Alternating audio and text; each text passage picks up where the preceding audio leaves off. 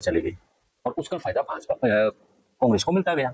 अब यहाँ पर अगर रविदास समाज वोट बैंक होता तो कांग्रेस को और ज्यादा लाभ मिलता, लेकिन रविदास समाज यहाँ से चिपक गया तो इसलिए कांग्रेस को नुकसान हो गया।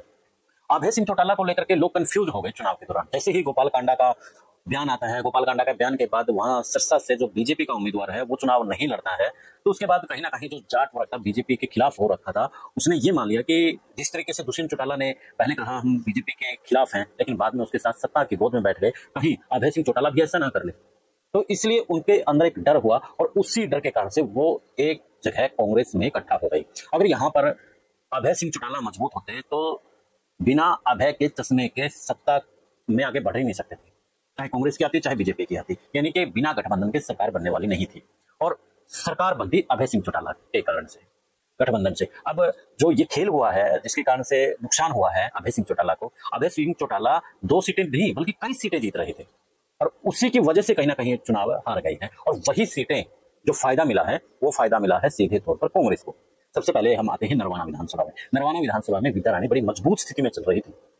शुरुआती दौर में विद्या रानी फर्स्ट पोजीशन पर थी, लेकिन जैसे ही गोपाल कांडा को लेकर के बयान आता है और उम्मीदवार वहां से हटा लेती है बीजेपी, तो वहां का फायदा नरवाना में होता है और नरवाना में जो टक्कर में सतबीर देवलैन चला जाता है, यानी कि जो जाट समाज था वो इनेलो से दूरियां बनानी शुरू कर देता है और इसी बात का फायदा बीजेपी को होता है। सतबीर देवलैन और कृष्ण बेदी के बीच में मुकाबला जाने के बाद में कृष्ण बेदी वहां पर चुनाव जीत जाता है। नरवाना के अलावा बरवाला में भी यही हुआ। बरवाला में जो संजना साथोर थी वो भी मजबूत पोजीशन में थी, वो भी लग रही थी कहीं ना कहीं सीट निकाल जाएगी, लेकिन उसी कंफ्यूजिंग में कहीं ना कहीं नुकसान से इनेलो को हो गया। इसी तरीके से एलनाबाद में हुआ, यानी कि ऐसे करते करते लगभग 5 से 7 सीटों का नुकसान हो गया। उसी तरीके से जैसे जेजेपी 10 सीट के ऊपर आकर के खड़ी हो गई थी, इसी तरीके से 10 सीटों के ऊपर कहीं ना कहीं इनेलो खड़ी थी और वो जो वोट बैंक था वो जाकर के कांग्रेस में चला गया और कांग्रेस के 37 हो गई, नहीं तो कांग्रेस के 30 के ऊपर आकर के गाड़ी खड़ी हो गई थी। तो समझने वाली बात यही है कि दीपेंद्र हुड्डा की जो राजनीतिक गलतियां हैं उनकी वजह से पहले भी नुकसान कांग्रेस को हुआ है और आगे भी कांग्रेस को नुकसान होने की संभावना रहेगी। ये आज राजनीतिक विश्लेषक इस बात को कह रहे हैं कि दीपेंद्र हुड्डा को मैच्योर होना पड़ेगा राजनीति में।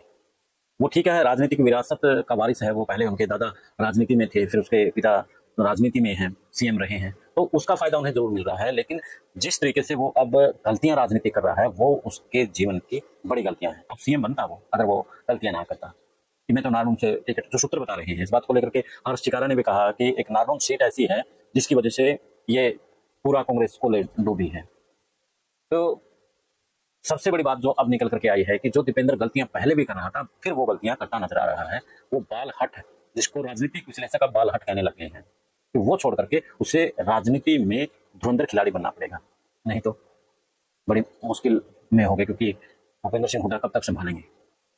साथियों, क्या लगता है आपको? अभी अपनी राय जरूर दीजिएगा। देश और प्रदेश की खबरों के लिए जुड़े रहेंगे सुप्रीम न्यूज के साथ और फिर मिलते हैं आपसे नए मुद्दे नए विश्लेषण के साथ। जय हिंद, जय भारत, जय हरियाणा।